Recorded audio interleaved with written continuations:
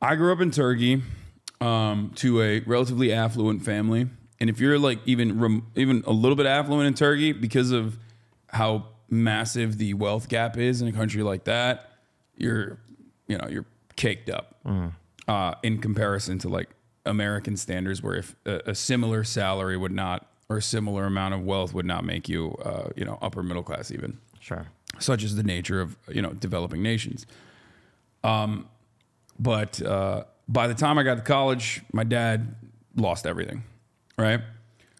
Which is fine. I mean, I still had a lot of the benefits of a early upbringing. Could you tell us, do you mind telling us how he lost everything, or what? Futures trading.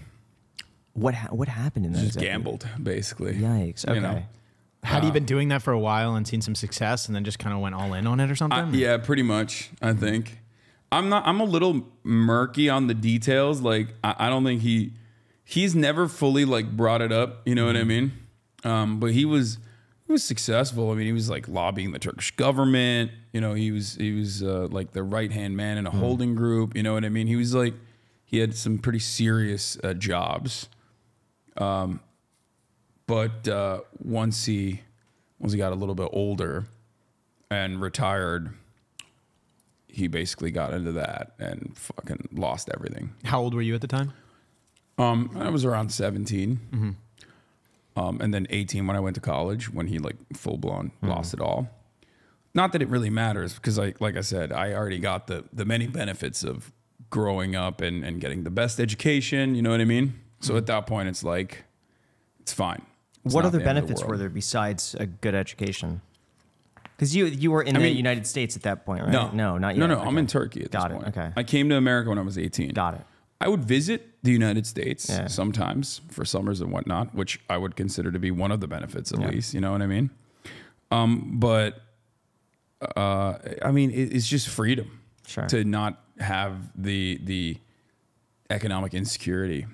Even as a child, even if you don't recognize it, that still weighs on you. You know what I mean? In ways that, like, your parents will be depressed in certain aspects, right? Like that's a lift that people that come from affluent backgrounds don't have to even think about. It's like a burden that doesn't exist. Didn't have to work. You know what I mean? They were very particular about not getting me things that I wanted, but ultimately it doesn't matter, because there were so many amenities that come along with that I benefited from, which is something I talk about regularly. I mean, it was a fairly privileged background. Yeah. And, I think that was probably my first, that's when I first started developing an understanding or even recognizing income inequality, was when I switched over from a private school to a public one. And that's when I realized, like, oh shit, like, the gardener's kid and I'm going to the same school, and this was when I was in 3rd grade. I started realizing, like, damn, the gardener's kid is not living like I am at all. You know what I mean? I think that was probably my first recognition of wealth disparity, wealth inequality. Not like, I wasn't like a socialist or anything. Right. You know what I mean? But as a kid, I was like, why the I was just like, why the f does this kid not have anything? You know what I mean? Fair. Yeah. Like, what made you say that, though, or think that way? Like, what was it that kid was lacking that you had? I mean, even like basic food items. You know what I mean? Like, you bring lunch to school, or there's a commissary at school.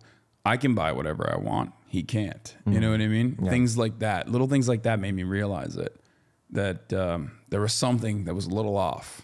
And what was your sentiment towards it at the time? Were you like, oh, I'm just happy that I'm one of the people, like a haver?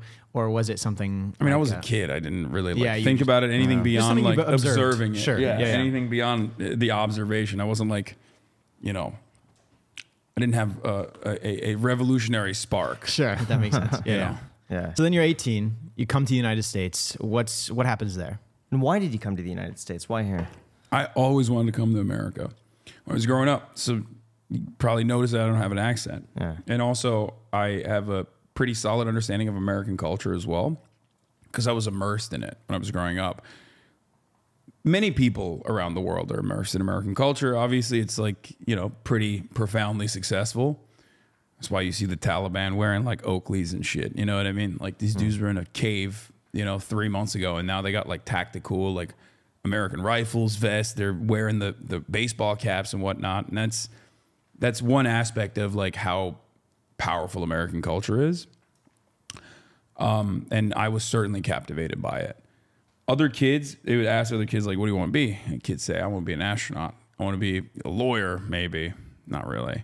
Or I want to be an engineer. I want to be a firefighter. I was like, I want to go to college in America. It's so weird when I think about it, but that's all I wanted to do. America represented this freedom, right? The American dream. Like it was something I definitely believed. Yeah. Paired up with also the social conservatism in Turkey that was like developing and became the Erdogan regime, like the changes that I started seeing. What were those changes, by the way? So Recep Tayyip Erdogan, this is a long story, but Recep Tayyip Erdogan is kind of like Donald Trump, but more successful even than Donald Trump. Sure. He basically ran on this like anti-Western degeneracy. We need to go back to, you know, conservative values, while also, of course, privatizing a lot of, you know, key sectors in Turkey that were otherwise nationalized historically.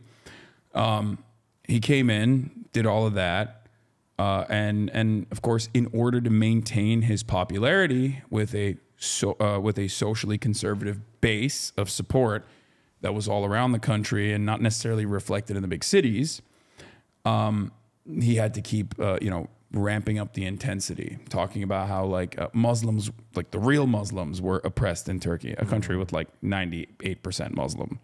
You know what I mean? But that the elitist Western-facing Muslims were you know, morally degenerate and ruining the country. They didn't care about the hardworking real Muslims in the villages and in other places, or even in big cities. They were not being reflected in policy.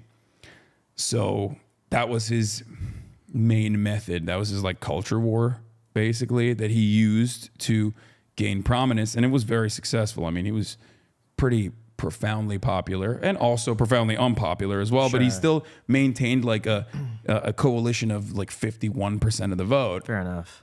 Throughout his reign, pretty much. So, you know, some of the social changes I observed, one of the dumbest ones, I guess, but like that I immediately recognized was I love political cartoons, political satire.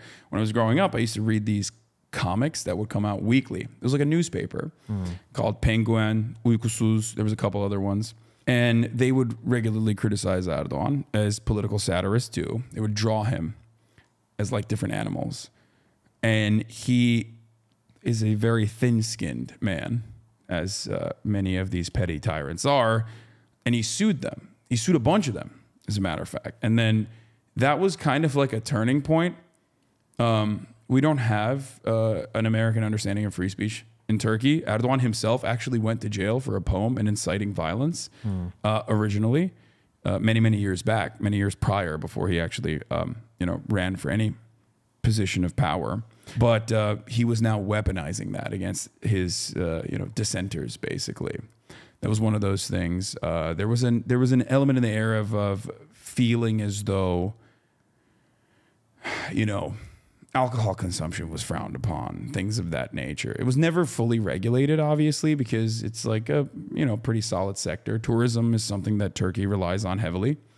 And you can't really shut that off, right? You can't just be like, oh, we're not gonna, you know, you're not allowed. But it basically started giving voice to more social conservatives who then felt more empowered to be able to, you know, reinforce their ideas, no matter how backwards they were.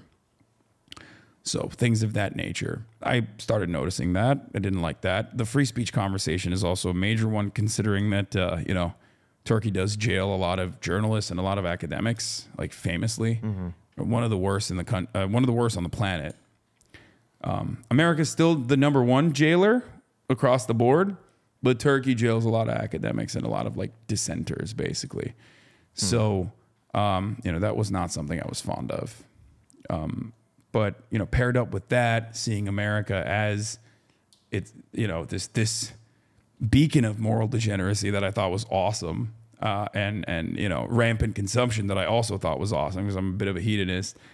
I wanted to come to America. It represented this, like, you know, this beacon of freedom.